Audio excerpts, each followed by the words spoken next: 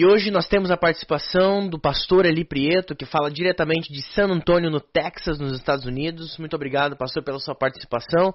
Para quem não conhece o pastor Eli Prieto, ele está já há quase 20 anos, né, trabalhando nos Estados Unidos já, mas obviamente ele é brasileiro, né?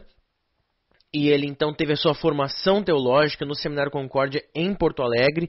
Também fez o seu mestrado no Seminário Concórdia Luterano da nossa igreja em Fort Wayne, né, na área da homilética. Assim como também fez o seu doutorado no Concordia Seminary de St. Louis, né, também desenvolvendo aí, estudando a área da homilética. E hoje ele trabalha já em San Antonio, Texas, principalmente desenvolvendo um trabalho de missão urbana. E ele é diretor do Link, que ele vai falar um pouco mais sobre esse trabalho. Muito obrigado, pastor, por ter aceitado o convite, participar aqui do canal Instante com a Palavra, desse podcast, que a gente possa ter uma discussão muito legal sobre esse assunto muito importante que vamos tratar hoje, tá bom? É uma alegria estar aqui, Lucas. Estou em San Antonio desde 2001 e fui pastor de uma igreja, na verdade a maior igreja do Sínodo de Missouri é em San Antonio, tem mais de 7 mil membros. Eu fui um dos pastores dessa igreja, obviamente a igreja naquela época não tinha 7 mil ainda, talvez tinha uns 5 mil e poucos membros. Hoje ela tem, no hall de membros, talvez 7 mil membros. E é considerada a maior igreja do Sínodo de Missouri. Essa igreja, o nome dela é Concórdia, e foi para essa igreja que eu vim trabalhar em 2001, quando eu vim sair do seminário de São Leopoldo, né? E fui um dos pastores, então, assistentes dessa igreja até agosto de 2011.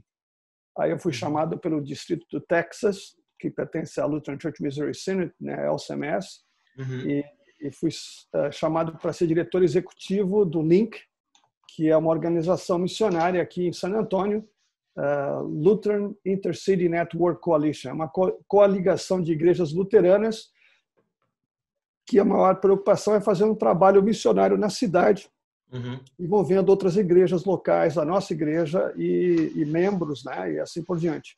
Então, eu sou um missionário urbano e também diretor executivo do Link. Aqui os Estados Unidos recebe muitos imigrantes ainda até hoje, então a gente trabalha com pessoas que falam, por exemplo, Farsi, né, falam espanhol. Aqui obviamente é uma língua muito usada aqui no Texas, especialmente em San Antonio.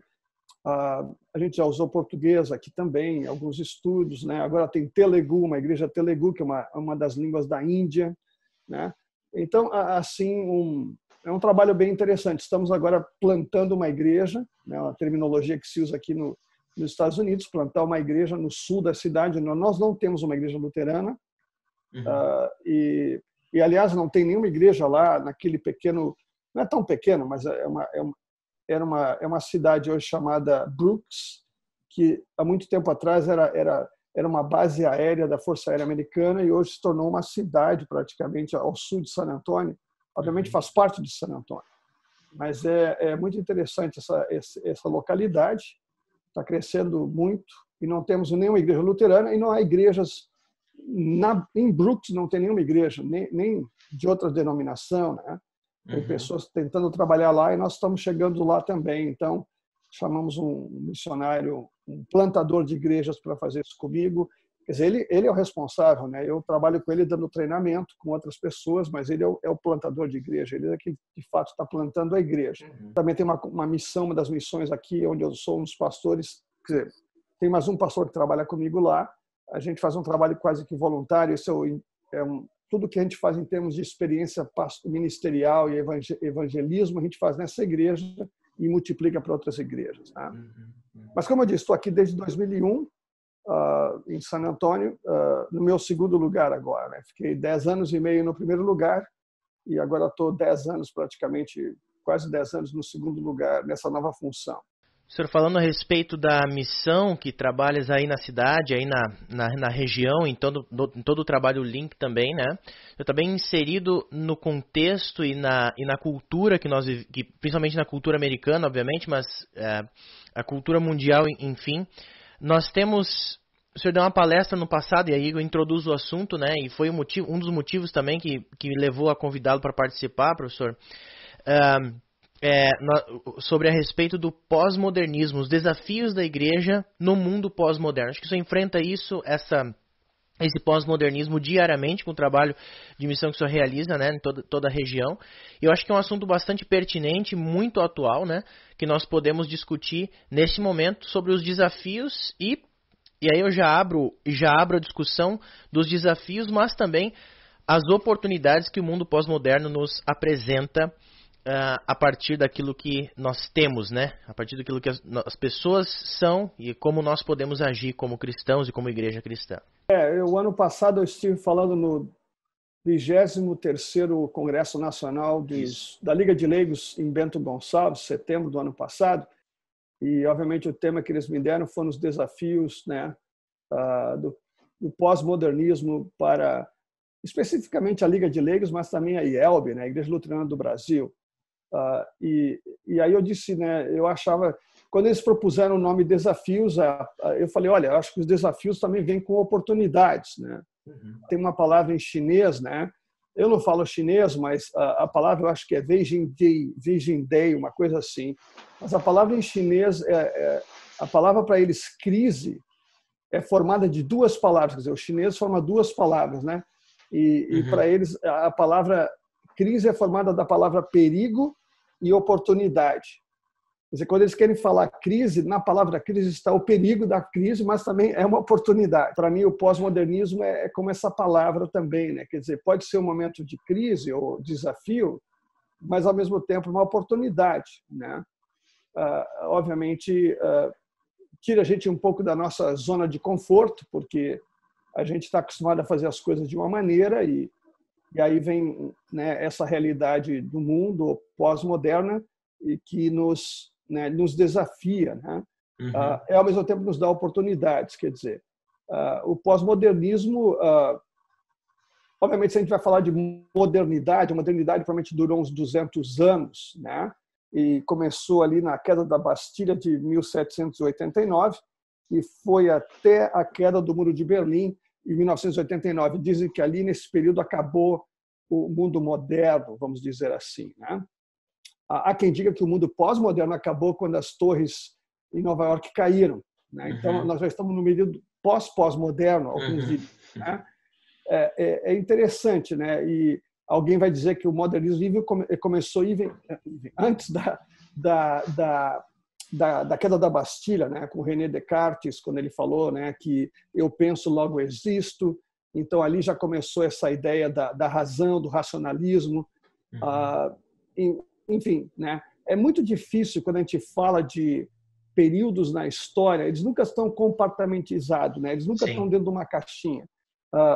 Nós ainda estamos no mundo pós-moderno, mas tem muitas pessoas que ainda são modernas na sua forma de pensar. O modernismo não acabou. O modernismo tem a ver com a ciência, com a matemática. Quer dizer, as pessoas continuam tendo pensamentos modernos no mundo pós-moderno. E vai ter gente até que é pré-moderna. Há quem diga que a Igreja Luterana ainda é pré-moderna, nunca foi moderna e muito menos pós-moderna. Quer dizer, né, na forma de pensar e assim por diante. Em todo caso, é importante entender isso, né, que a gente tem uma ideia, uma noção histórica das fases, né, mas não quer dizer que elas estão simplesmente num momento e aí tem uma linha divisória e começa outra. Elas se mesclam e elas continuam presentes no mundo de hoje, apesar que hoje estamos no mundo pós-moderno, né? É interessante ter um professor de St. Louis, o professor Joel Okamoro. É interessante, eu usei ele lá na palestra aquela vez. Ele fala assim que o pós-modernismo é uma desses termos que nem religião e cultura, né? Que às vezes o seu uso parece não ter fim. De tanto ser usado e ele tem tanta riqueza, é difícil, né, ter um termo assim que tem muito significado, não pouco significado. Sabe, é difícil determinar o que é pós-modernismo. Há muita gente que fala que pós-modernismo também é um rótulo branco, né, um rótulo vazio, e tu pode escrever o que tu quiser lá, e que continua sendo pós-moderno. Quer dizer, é muito difícil determinar, assim, porque assim como religião e cultura é uma coisa vasta, o que é religião, o que é cultura? Isso acaba sendo subjetivo, né? Sim. Obviamente, o pós-modernismo ele afetou muito mais nas áreas humanas, né? Obviamente, porque ciência continua sendo ciência e continua sendo moderna. Mas, por exemplo, a história, a literatura, né? E inclusive a teologia também, teve também essa influência pós-moderna. Uhum. Acho que é interessante para a gente entender, e também para aqueles que talvez não tenham ideia exata do que se trata, diferenciar, pelo menos de maneira... É difícil diferenciar de maneira superficial, mas de maneira bem singela, né, o mundo moderno do mundo pós-moderno, para nós termos essa ideia de como uma pessoa moderna lida com a situação e como uma pessoa pós-moderna, né, lida com a mesma situação de uma maneira completamente diferente por estar no mundo pós-moderno. Para o mundo, ou para alguém que pensa de forma moderna, né, a ciência sempre tem uma resposta para as coisas, né? Isso também não é bem verdade, ele vai discutir sobre isso depois um pouquinho. Mas, por exemplo, o mundo moderno, tudo é absoluto, existe uma unidade, as coisas são objetivas, o esforço, né? Aí entra o aspecto da ética das pessoas que trabalham, né? Isso é parte do mundo moderno. O passado, né? E o futuro, existe uma trajetória linear, tá entendendo? Não é uma coisa cíclica. A razão, obviamente, é o grande motor do modernismo, né? E a ética, né? A ética do trabalho, a ética social, a ética. O mundo pós-moderno, tudo é relativo. Não existe uma unidade. Na verdade, é uma diversidade. É por isso que a gente vê várias pessoas dizendo: a minha religião, né, serve para mim, não serve para ti, né? Aí vem o pluralismo religioso. Existe assim aquele respeito, tudo, né? Tem que cuidar com o politicamente correto. Por quê? Porque existe uma diversidade, não tem uma razão absoluta, né? Uma resposta absoluta. E tudo é subjetivo, não é objetivo como no mundo moderno, né? Aqui a gente enfatiza o mundo moderno, o esforço. No mundo pós-moderno é o prazer, né? Enquanto eu estou me sentindo bem, está me dando alegria e tal, isso para mim está bom, quer dizer, é pós-moderno, né? O mundo moderno pensa no passado e olha para o futuro. O pós-moderno pensa no presente, tudo que está acontecendo aqui e agora. Por isso que é uma exigência muito grande, está sempre trazendo uma coisa nova, porque tem que estar sempre presente no presente, no presente, no presente. Quer dizer, tu tem que trazer sempre uma coisa nova, né? A razão no mundo moderno é a grande coisa, no mundo pós-moderno é o sentimento. Né? Tu pode ver que todo mundo fica sensível a ver esse negócio, por exemplo, do politicamente correto, entra de novo aqui, né? Mas como é que ele pôde dizer isso? Atingiu os meus sentimentos, né? Hurt my feeling, o americano vai falar, né? Então a ética é a razão, é a parte do mundo moderno. Aí vem a estética, que é, né, como eu me sinto, como eu vejo as coisas, né? Então é mais ou menos um contraste assim, né? Uma coisa importante que a gente tem que entender com o mundo pós-moderno, Lucas, é que o que é o mundo pós-moderno? Foi um momento de estar cansado com o mundo moderno, porque o mundo moderno falou assim, a ciência falou assim: eu vou ter resposta para tudo, vou resolver todos os problemas. A gente está todo mundo esperando, de braços cruzados, esperando, e de repente o pessoal falou assim: não resolveu. Até hoje, né, eu era criança e falava que eu descobri a cura para o câncer, descobri para várias, mas não, o câncer não está totalmente curado, né? Então, eu estou dando um exemplo assim bem simples, né? Quer dizer, então as pessoas assim, então o mundo moderno não tem resposta para tudo. Então foi essa insatisfação que levou a esse mundo pós-moderno, entendeu? Então, no mundo moderno, vamos dizer assim, tudo tem resposta, tudo está ali. Apesar que não é verdade, mas vamos dizer que seja assim. Essa é a ideia do modernismo. O pós-moderno fala assim: não tem resposta. Quer dizer, esse também é o problema, né? Porque você nunca chega no final do diálogo. Então, é um jogo de paciência também no mundo pós-moderno. Mesmo que a gente, como igreja, tenha uma resposta absoluta, né? Jesus é o caminho, a verdade e a vida. Essa é uma resposta absoluta. Eles vão sempre, não, mas tem essa possibilidade, tem aquela possibilidade. Então, não existe assim, é um caminhar constante no mundo pós-moderno. A gente nunca vai ter um fim nisso, sabe? O que para nós luteranos, né, é bom, né, que vai terminar aqui agora, porque a nossa ideia de ter a resposta, né? Especialmente nós luteranos, né, no aspecto da nossa doutrina, do nosso ensino, a forma da interpretação da Escritura, a gente tem uma resposta definitiva para isso. Para o mundo pós-moderno, essa é uma das respostas. Vamos continuar dialogando, vamos continuar falando sobre isso, né? Então, mais ou menos, esse é o contraste, né, entre o mundo moderno e o pós-moderno, né? O apóstolo Paulo fala em Romanos 13:11, né, que temos que saber ou conhecer o tempo no qual estamos vivendo. Né? Paulo fala sobre isso em Romanos. Quer dizer, a gente, como igreja, tem que estar consciente disso, que nós não somos do mundo, mas nós estamos no mundo. E, obviamente, a nossa jornada final não é aqui, a nossa pátria é celeste, né? Mas a gente está aqui, por enquanto a gente está aqui, a gente tem que saber interpretar, conhecer a realidade que nos cerca e na qual estamos inseridos, né? É aí que eu ia entrar nesse assunto agora, justamente aonde nós estamos inseridos, porque a igreja está no mundo, né?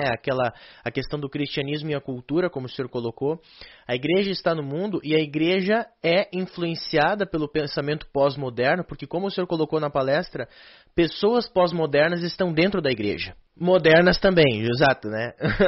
Pessoas modernas e pós-modernas estão sendo da igreja e isso estão dentro da igreja. E isso influencia muitas vezes e tem influenciado o pensamento de igreja das pessoas, o que é algo bastante... Eu não sei se é preocupante, eu acho que sim, né? Não, é preocupante. Eu acho que, por exemplo, como eu falei, nós somos formados de uma maneira que nos prepara muito mais para um mundo mais moderno, eu diria até pré-moderno, né? No sentido da razão, né? Do racionalismo, aquela coisa da resposta e tal.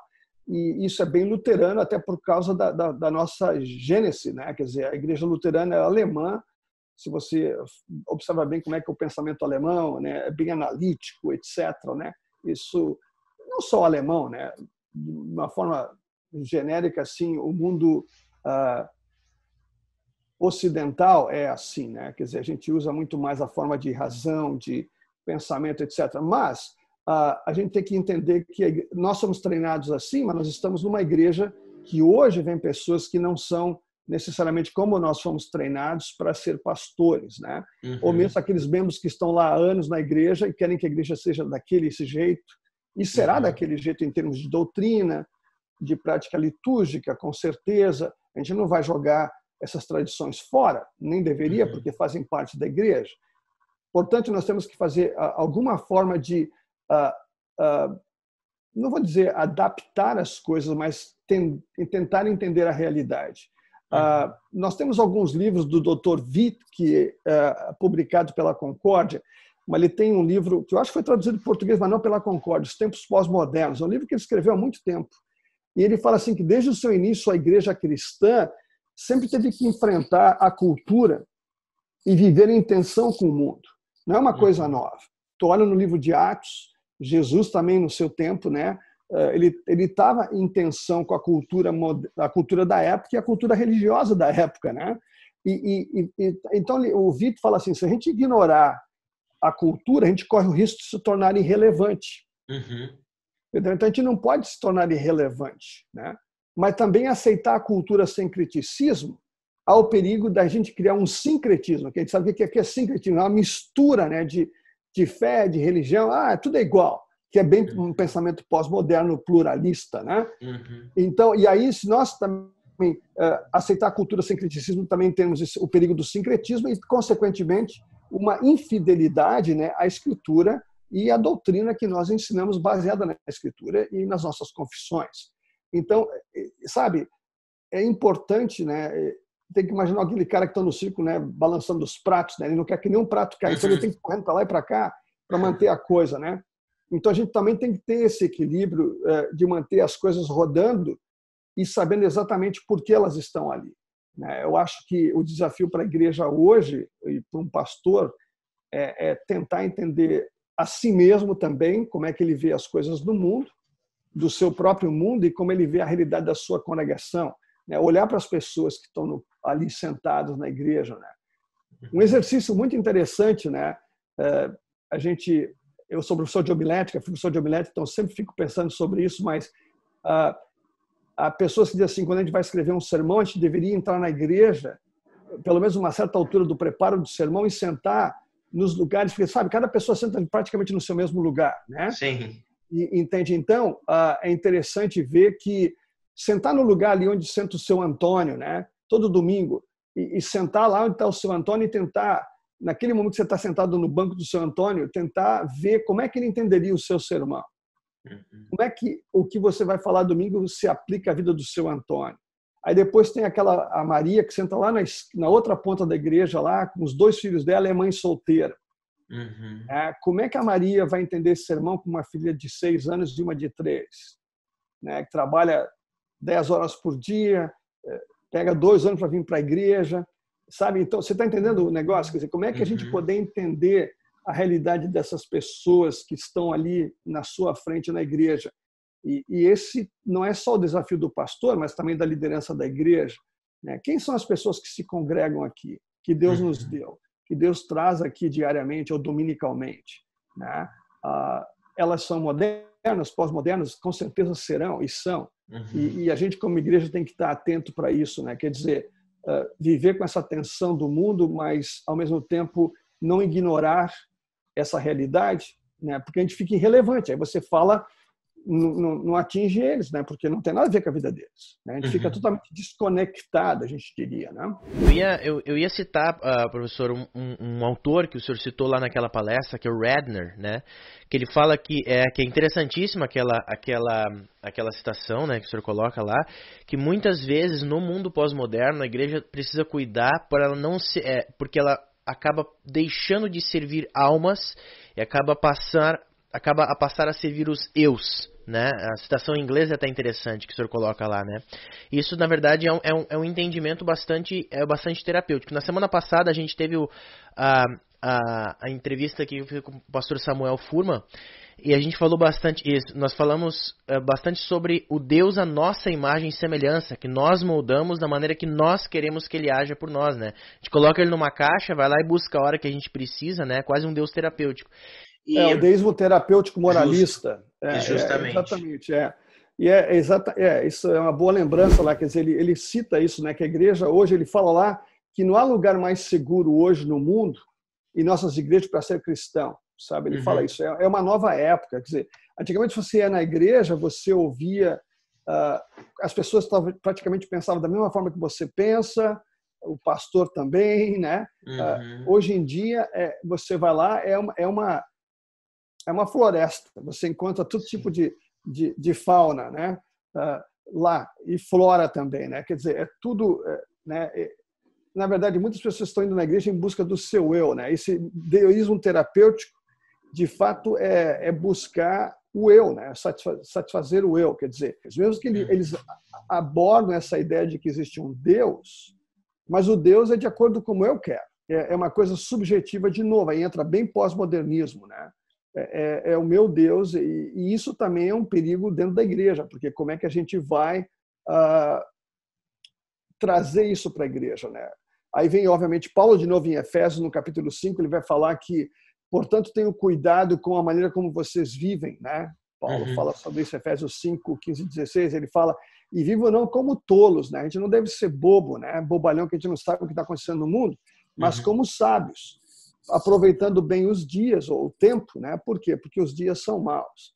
A gente tem que estar atento para isso, especialmente dentro da igreja. Quer dizer, a gente vai encontrar pessoas que estão na igreja, que foram batizadas, confirmadas, que participam de estudos bíblicos, etc., mas tem várias dúvidas. Por quê? Porque elas estão no mundo, elas estão bombardeadas por esse tipo de deísmo terapêutico.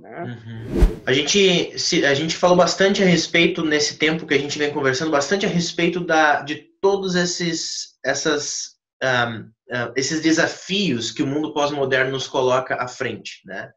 Nós olharmos agora para as oportunidades e a maneira com a qual a igreja pode agir no mundo pós-moderno. E eu acho que o senhor pode contribuir muito com relação a isso, pela vivência que o senhor tem com relação no trabalho missionário, porque com experiências e tudo mais, que eu acho que é interessante a gente olhar também para as oportunidades que o mundo pós-moderno, que é desafiador, assim como é o moderno, assim como foi o pré-moderno, enfim, pode oferecer para a igreja, Quais são as oportunidades que nós podemos aproveitá-las como igreja? Eu acho assim, não, tranquilo. Por exemplo, no mundo moderno, eu acho que era muito mais difícil fazer missão e evangelismo. Por quê? Porque existe uma verdade absoluta. A minha verdade é a correta. E você estava confrontando uma verdade com a sua verdade. Sim. Então, se a pessoa fala, a minha verdade é essa, a sua é essa, eu não aceito. Então, era o diálogo evangelístico, vamos dizer assim, né? Essa abertura para uma outra ideia é muito mais difícil, ou era difícil no mundo moderno. No mundo pós-moderno, isso tudo é bem mais fácil, porque estamos num mundo que enfatiza o pluralismo, né? Então, a ideia é plural. Você pensa sobre isso, eu penso sobre aquilo. Eu respeito a sua religião, você respeita a minha. Então, que hoje é muito interessante essa oportunidade que nós temos, porque as pessoas estão abertas ao diálogo, né? Eles dizem, por exemplo, eu não sou religioso, mas eu sou espiritual, porque eu acredito em anjos e pedras, né? Eu tenho umas pedras que trazem um certo tipo de vibração para dentro da minha casa, eu uso isso, eu uso aquilo. Quer dizer, como a gente fala no Brasil, né? A gente acende uma vela para cada santo. O apóstolo Paulo também teve essa experiência, né? Andando lá em Atenas, lá ele olha lá e vê aqueles vários altares, né? Para vários deuses, quer dizer, ninguém quer deixar nenhum fora. Então, é bem da cultura humana, né? Do ser humano, ter essa ideia, né? Então, essa é a ideia de ser espiritual e não religioso. Obviamente, o que é o religioso? É aquele que vai na igreja todo domingo, né? Que pertence a uma igreja denominacional, por exemplo, a luterana, a romana, a católica e assim por diante, né? Então, são essas coisas que fazem com que a gente possa ter esse diálogo. Então, eu acho que, por exemplo, a gente não pode chegar lá com uma resposta definitiva, mas, ao mesmo tempo, chega e diz, olha, posso compartilhar contigo o que eu penso sobre a minha fé? E você vai ficar surpreso quando as pessoas também vão dizer, né, olha, que bacana, eu penso dessa forma. Então, eu acho que uma oportunidade que nós temos é que o pluralismo, essa ideia de ser espiritual e não religioso, facilita o diálogo evangelístico bastante. Uma outra coisa que eu acho interessante é o mundo pós-moderno busca muito essa autenticidade, né? Essa ideia de transparência. Então, eu escuto muitas vezes as pessoas criticando a igreja, né? Dizendo assim, é um monte de hipócrita, né? As pessoas, eu não vou na igreja porque o pessoal fica me julgando, né? E etc. E quando as pessoas falam isso para mim, eu falo, olha, é verdade mesmo. Se você olhar o nosso, por exemplo, a nossa confissão, né, de pecados, eu, pobre, miserável pecador, te confesso, né? Então, se tu falar para alguma pessoa, tu fala assim, se você vier na minha igreja, você vai ver que a gente é bem transparente. Sim. A gente sabe quem a gente é pecador, né? A gente reconhece isso perante Deus e perante um ou outro na igreja. Ninguém esconde nada de ninguém.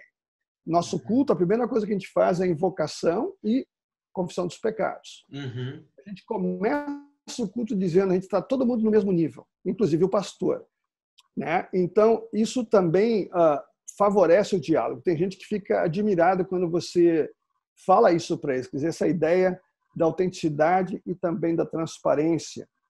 Uma coisa muito importante no mundo pós-moderno, que é bem diferente do mundo moderno, o mundo moderno, o nome já diz moderno, né? Criaram tudo novo, não tinha nada a ver com o passado, né? Arquiteturas, tudo, até umas arquiteturas que não, especialmente na arquitetura e na engenharia, você vê coisas que não faz sentido, os prédios, assim, totalmente linhas retas, uma coisa totalmente diferenciada.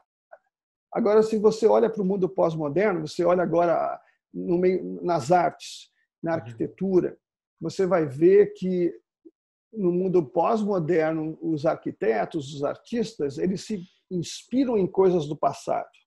Entendeu? Então, é interessante, eles estão abertos para as coisas do passado, né, que se manifestam na cultura pós-moderna, seja nas artes, né, pintura, cinema, música, e tu vê os ritmos de música, algumas coisas que aparecem do jazz, e outras coisas que eram... Olha, a gente usa isso também.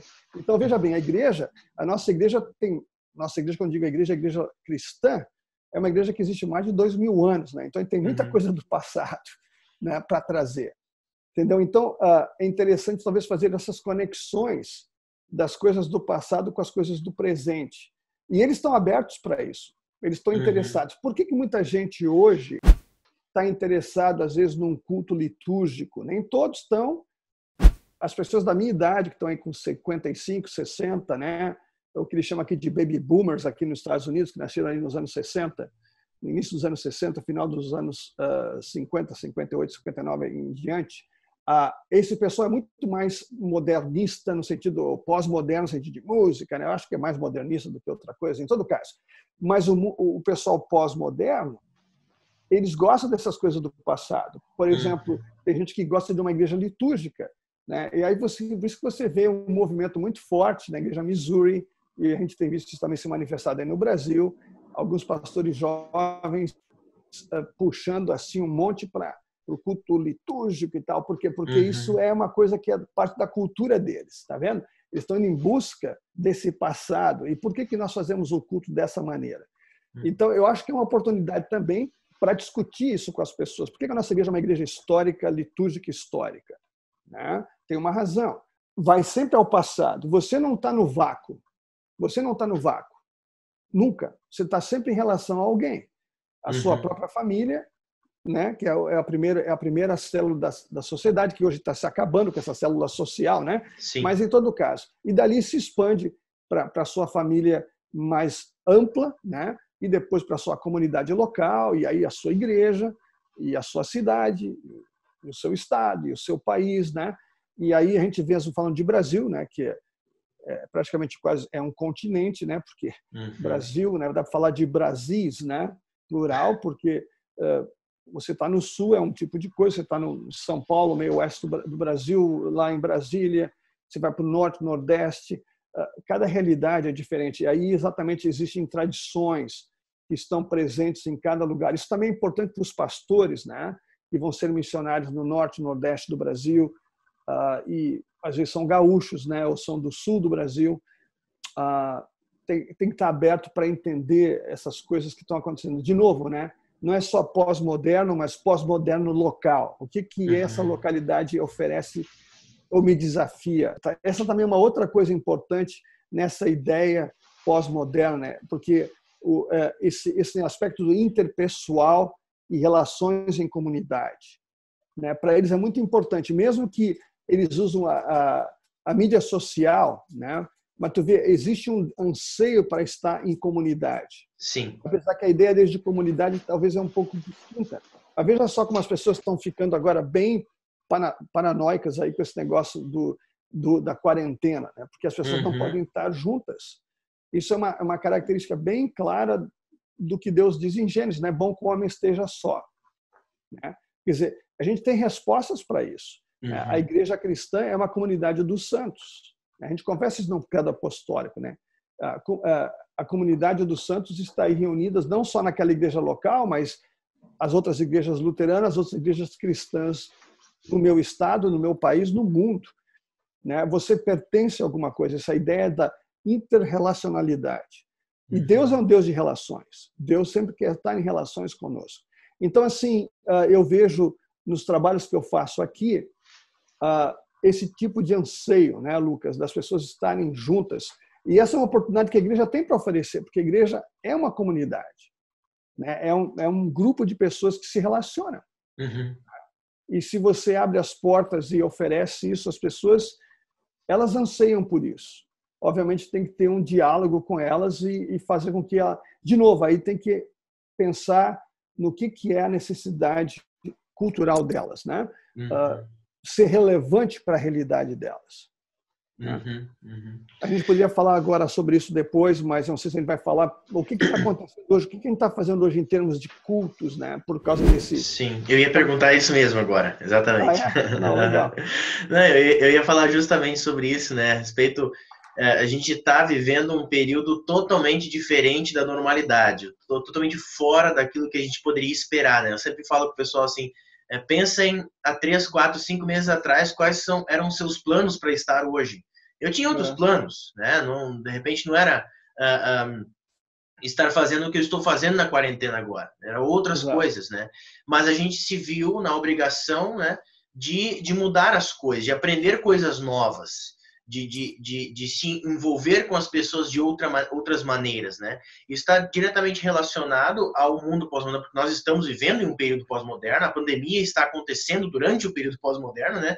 e nós estamos sendo obrigados a aprender coisas novas, né? E eu acho que, e aí o senhor pode falar sobre isso. Esses dias a gente conversou sobre isso e acho que é interessante falar sobre isso.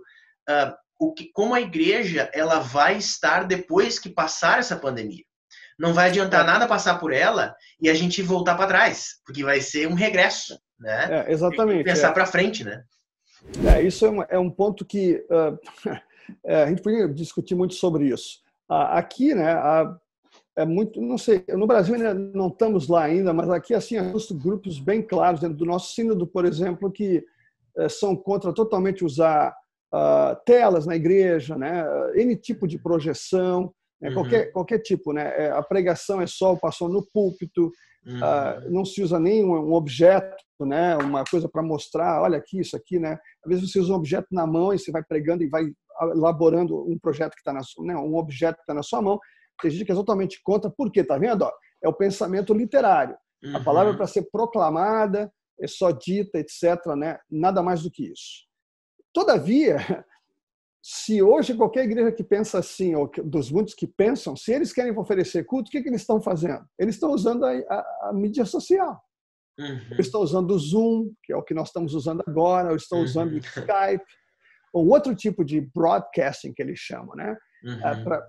Para fazer essa transmissão, entende? Então é interessante que aquelas pessoas que eram totalmente contras hoje estão sendo chacoalhadas por isso. Quer dizer, eu acho que Deus também, de certa forma, está dizendo uma coisa para nós. Ele está dizendo assim, olha, vocês talvez estavam muito acomodados na forma como vocês achavam que vocês estavam fazendo as coisas na igreja, estavam confortáveis com isso, mas o mundo tem outras realidades, tem outras necessidades, e vocês estão super resistentes. Então, de repente, para mim, é uma forma de chamar a nossa atenção. De falar assim, olha, quem sabe, né, uma tapinha de luva, assim, dizendo, olha, reconsiderem o que vocês estão fazendo. E muitos estão fazendo.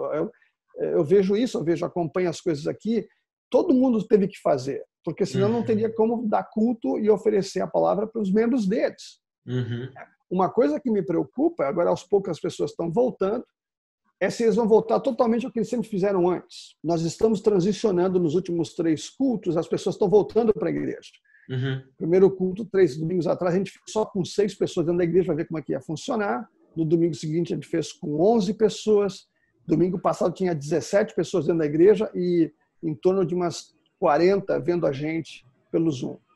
Então, cada vez mais está vindo pessoas para a igreja, mas a gente agora comprou uma câmera maior, que ela tem zoom, né? Ela traz a gente para perto e longe, pode mostrar a conexão, vamos pegar uma outra. Então, a gente está fazendo uma mescla do que a gente faz interativo na frente do computador, na frente da congregação também. E as pessoas estão entendendo isso. Eu falei, gente, a gente não pode voltar totalmente atrás, mas tem a liturgia, tem a invocação, a gente faz a leitura do Salmo, do Antigo, do Novo Testamento, do Evangelho, tem Santa Ceia, tem tudo isso, mas é uma coisa muito mais interativa. As leituras são em diálogo, por exemplo, a gente conversa, domingo passado era Pentecostes, então Atos capítulo 2, a gente começou, era Números, a leitura de Números, né, 11, e a gente começou a discutir o Números, porque o Números, né, que livro é esse? Livro de Moisés, etc. Então a gente vai conversando. E é bem rápido, mas outra coisa que também isso dá muito trabalho, né, Lucas? A gente escreve 10, 12 páginas de script, né? Que nem uma peça. Então, tudo que a gente vai falar está escrito, a gente não fica preso ao texto, mas é uma forma da gente poder falar uma coisa que faz sentido. E a gente ensaia isso, a gente ensaia domingo de manhã antes do culto, a gente passa tudo aquilo, a gente dialoga, a gente faz uma reunião só entre nós, não é aberta para o público, a gente está usando o Zoom, a gente faz tudo isso. Aí, quando começa o culto às 10h30, a gente já passou esse script várias vezes, a gente leu individualmente. Então, fica uma coisa natural, que nem eu estou conversando contigo, mas a gente tem um texto. E aí, depois que a gente faz esse pequeno diálogo, eu sei que no culto a gente faz isso, né? A leitura de hoje é Atos capítulo 2, tarará. Só que a gente, em vez de ler, a gente dialoga isso. Entendi. Então, fica muito mais interativo, entendeu? Entendi. E aí, alguém lê o texto. Pode ser o próprio pastor, a gente tem leigos que leem o texto para nós, com exceção do Evangelho, geralmente o pastor faz essa leitura, então aí uma pessoa lê para nós. Aí a gente continua debatendo, a leitura viu, isso aqui foi assim, e tal. E a segunda leitura hoje é de Atos capítulo 2, e liga com números, porque lá fala do Espírito, né? E a gente vai, sabe? Então, o pessoal fica assim, é como se estivesse conversando com elas. Obviamente, isso foge um pouco do aspecto litúrgico per se, né? Que você não... É aquele diálogo que está no texto da liturgia. A gente segue totalmente a estrutura litúrgica, invocação, confissão, absolvição, leituras bíblicas, proclamação da palavra, sacramentos, né, que é palavra e sacramentos. Tudo isso está presente no culto, mas de uma forma muito mais interativa e dinâmica. Quer dizer, falando sobre essa ideia de aplicar para o mundo pós-moderno, isso fascina o pessoal. Nós temos pessoas que nos assistem hoje. Eu tenho uma mulher que é PhD fazendo pesquisa sobre Covid na Califórnia, na Universidade de Berkeley, na Califórnia, e ela escuta a gente, ela não vai na igreja. A igreja dela agora é a gente no Zoom, ela fica participando o tempo todo. Tem gente em Nova York, tem gente em Boston, tem gente em Wisconsin, tem gente no Texas. O Texas é um estado super grande. Tem gente em outras partes do Texas, Austin, que é a capital, Tomball, Divine, que é uma outra cidadezinha pequenininha. Algumas pessoas eram membros da igreja, mudaram-se, mas agora sabe quem está fazendo isso, voltaram para a igreja, porque agora eles podem estar... Isso é outra coisa também interessante. Essa ideia de igreja, onde é que estão os membros da igreja? Eles podem estar em qualquer lugar. Eu tenho gente que me já escutou do Brasil no meu culto aqui. Gente que fala inglês. A noiva do meu filho, por exemplo, várias vezes já participou do culto com a gente, porque ela entende bem inglês e ela está aprendendo mais ainda. Ela participa do culto, ela está lá em São Leopoldo. Sim. E ela está no culto com a gente aqui. Quer dizer, essa é uma coisa interessante, conceito de igreja, né? Será que vai ser mais aquele conceito paroquial, que é uma visão que nós temos? Nós temos uma visão muito paroquial de igreja. Os pastores também têm, e os próprios membros. Né? Onde que é a minha paróquia hoje? Minha paróquia está no mundo. Sim. Você pode dizer isso, né? Sim. Isso tudo tem a ver com esse desafio do coronavírus. É lógico, eu estou chateado com isso, estou enjoado, né? A gente não pode fazer muitas coisas, mas, ao mesmo tempo, eu me animo com isso. Por quê? Porque é um desafio fantástico. Se você vai junto, né, e participa com essas pessoas. E você vai ficar admirado. As pessoas escrevem coisas assim que... essa mulher mesmo, que é PhD, ela escreveu um cartão para mim com uma oferta, ela mandou uma oferta razoável, né? Ela não é membro da igreja. E ela falou assim, olha, to you add, né, as coisas que vocês estão fazendo, para mim, me inspiram. Para mim, as palavras que vocês falam para mim. E a mulher está na frente de uma tela do computador lá na Califórnia, no apartamento dela. Sabe? Então, a igreja, isso é a igreja, só que é uma igreja diferenciada. É uma igreja virtual, talvez. As pessoas, por exemplo, hoje dão ofertas. Essa é outra coisa também, né? Qual é a tradição da oferta, Lucas? Pensa bem. A gente leva a oferta, a Bíblia fala sobre isso. Você coloca no altar, então tem aquele aspecto litúrgico, né? Passa o prato, ou alguém leva no altar. Tem congregações que tem tipo de um gasofilácio lá no altar. As pessoas fazem uma fila, vão cantando hino, vão botando lá, né? Lógico, esse é o ideal. Essa é a coisa mais bonita, você poder trazer a oferta e levar na igreja. Mas agora você viu o que aconteceu?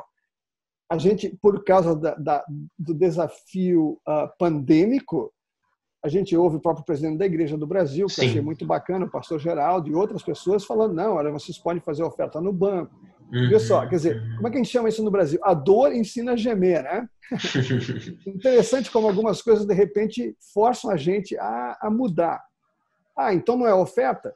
Muito tempo atrás, alguém dizia, se você não trouxer a oferta na igreja, não é oferta. Agora você manda ela pelo cartão de crédito. Você está entendendo o que quer dizer? Quer dizer, esse negócio de ser extremamente radical não funciona em alguns aspectos da igreja. E, às vezes, momentos como esse fazem a gente pensar, de fato, o que é essencial na igreja. Então, essas ideias que nós temos de igreja, né, relacionado com a comunidade local, o mundo de esperança, né? Cristo é a nossa esperança, é a nossa certeza, e Ele está aí conosco. Eu acho que, como igreja, isso me fascina. Eu acho que um pastor hoje que acha que... Eu ficaria muito triste se um pastor nosso, ou mesmo uma congregação nossa, não olhasse e visse essa oportunidade. É isso que eu estou dizendo, eu estou vendo isso com bons olhos, porque eu vejo até os pastores que eram muito mais tradicionais, eu tenho vários colegas aqui que são bem mais tradicionais e tal. Então, eu tenho feito isso também. São outras coisas que eu acho que o pastor tem que estar atento, né? Voltando a essa ideia do mundo pós-moderno. Eu acho que a gente está num mundo que está aí. Deus nos dá essa oportunidade, né? Deus amou o mundo de tal maneira que deu seu Filho unigênito. Deus ama esse mundo. Então, quem somos nós para não amar o mundo que Deus amou? Uhum.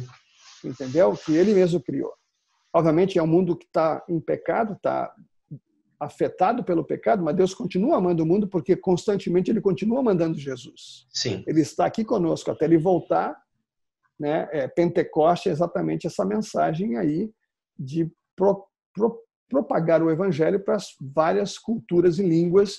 Então, se vamos falar do mundo pós-moderno, é uma outra cultura, né?